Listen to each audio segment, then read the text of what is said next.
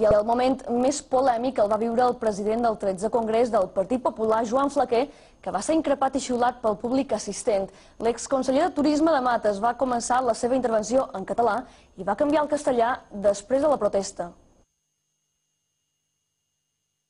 En felicitar i agrair la feina del comitè organitzador del Partit Popular i especialment de la Mabel Cabrer per la feina que ha fet durant aquest dia. Enhorabona.